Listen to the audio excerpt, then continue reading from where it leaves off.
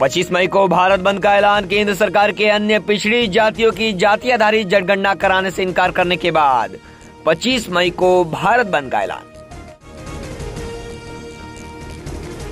महाराष्ट्र में एक शादी में खाना खाने से 300 से ज्यादा लोगों की तबीयत बिगड़ी।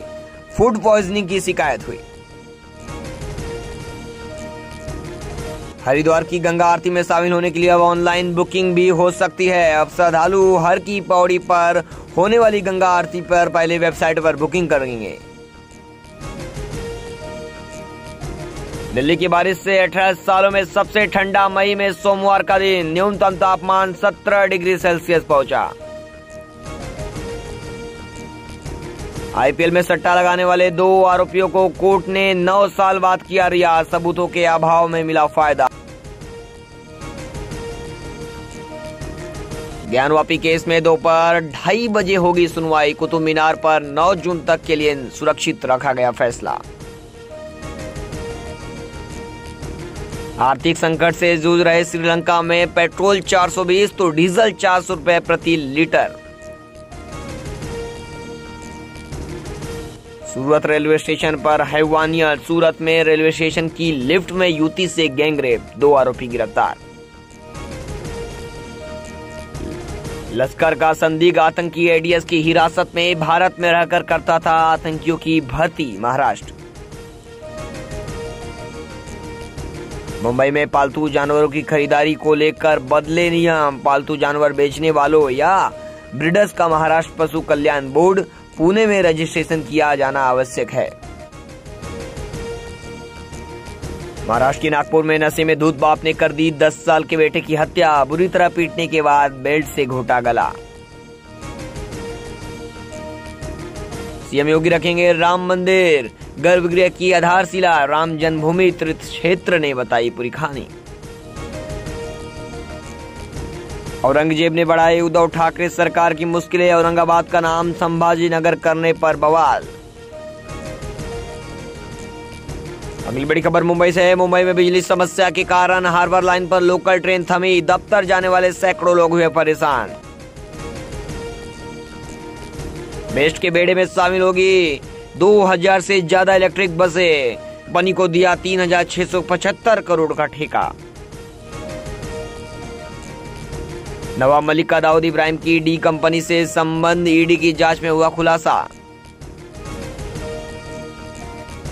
ओबीसी आरक्षण के बगैर होंगे निकाय चुनाव। महाराष्ट्र राज्य चुनाव आयोग ने शुरू की तैयारी।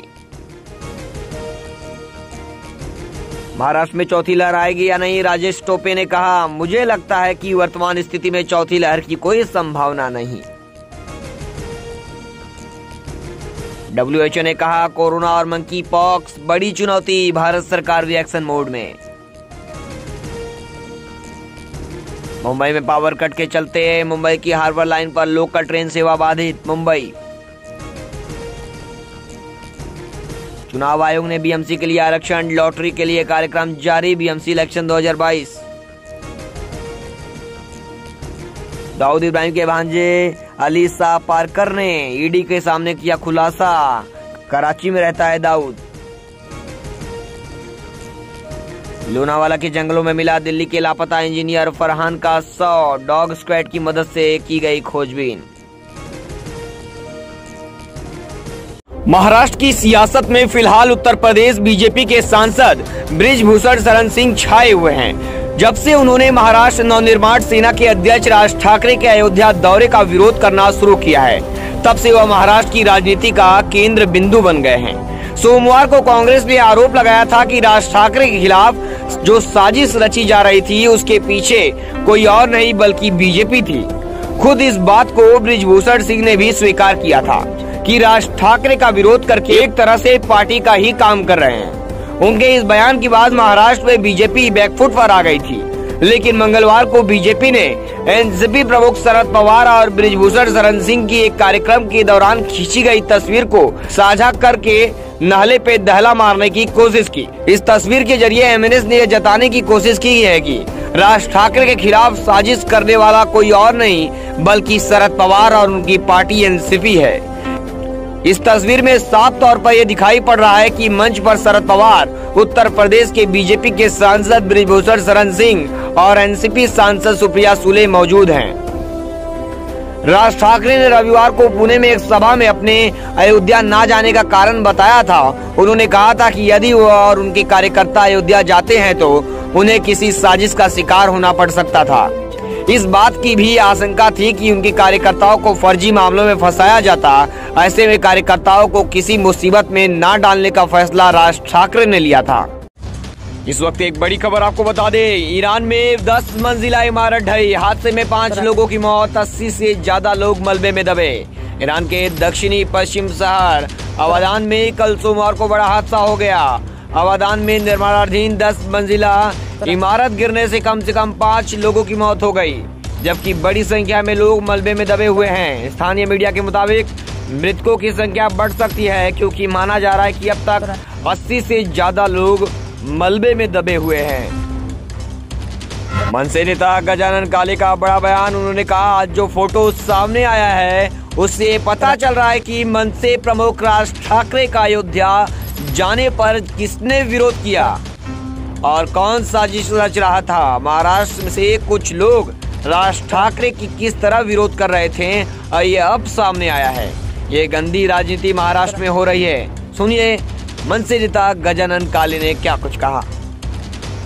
आज जो फोटो सामने आए हैं उससे ये बात स्पष्ट हो गई है कि आदरणीय राज साहब ठाकरे जी के अयोध्या दर्शन के लिए महाराष्ट्र से विरोध किस तरह से हो रहा था। ये गंदी राजनीति और ये षड्यंत्र महाराष्ट्र में कौन रच रहा था, कौन इसका रचिता था। ये दुर्भाग्य है महाराष्ट्र का। यही चीज अगर दक्षिण भारत में होती तो वहां की सभी पार्टियां और सभी राजनीतिक दल, सभी राजनीतिक नेता इकट्ठा आके इसका विरोध करते थे। लेकिन दुर्भाग्य से महाराष्ट्र में ये गंदी राजनीति चल रही है और ये फोटो के बाद तो ये बात तय है कि राज साहब ठाकरे जो आरोप कर रहे थे उसकी पुष्टि हो चुकी। इस वक्त एक बड़ी खबर आपको बता दें, 25 मई को भारत बंद का ऐलान। केंद्र सरकार के अन्य पिछड़ी जातियों की जाति आधारित जनगणना कराने से इनकार करने के बाद BMSEF की ओर से 25 मई को भारत बंद का ऐलान किया गया है। बामसेफ के अलावा 25 मई को भारत बंद को बहुजन मुक्ति पार्टी का भी समर्थन मिला है।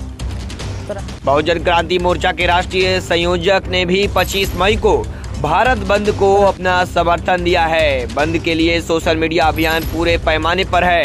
केंद्र सरकार द्वारा ओबीसी की जाति आधारित जनगणना न किए जाने पर EVM घोटाला, निजी क्षेत्रों में SC, ST व ओबीसी को आरक्षण लागू न किए जाने, MSP की गारंटी कानून बनाकर किसानों को दिए जाने व NRC, NPR, CA के विरोध, लॉकडाउन में चुपके से मजदूरों के खिलाफ बनाए गए श्रम कानून, जबरदस्ती वैक्सीनेशन करने व पुरानी पेंशन स्कीम बहाल किए जाने आदि मुद्दों को लेकर भारत बंद का ऐलान किया गया है। इस वक्त की मुंबई से बड़ी खबर है। मुंबई में मंगलवार को बिजली की समस्या के कारण हार्बर लाइन पर लोकल ट्रेनों का संचालन कुछ देर के लिए थम गया। इस कारण दफ्तर जाने वाले मुंबईकरों को भारी परेशानी का सामना करना पड़ रहा है। मध्य रेलवे के अधिकारियों ने बताया कि यह लाइन नवी मुंबई व पश्चिम मुंबई को जोड़ती है। ट्रेन थमने के कारण यात्रियों को परेशानी हुई। लोकल ट्रेन थमने के बाद कई यात्रियों, जिनमें ज्यादातर सुबह दफ्तर जाने वाले थे, मध्य रेलवे को शिकायत की। हार्बर लाइन पर ट्रेनें नवी मुंबई और दक्षिण मुंबई के अलावा महानगर के पश्चिमी उपनगर को भी जोड़ती है। सुबह की भीड़ के समय ये ट्रेन कम से कम 15 से 20 मिनट की देरी से चल रही थी। ट्रेनों के चक्के कुछ देर थमने के कारण मुंबई की जीवन रेखा मानी जाने वाली लोकल यात्रियों की भीड़ बढ़ गई।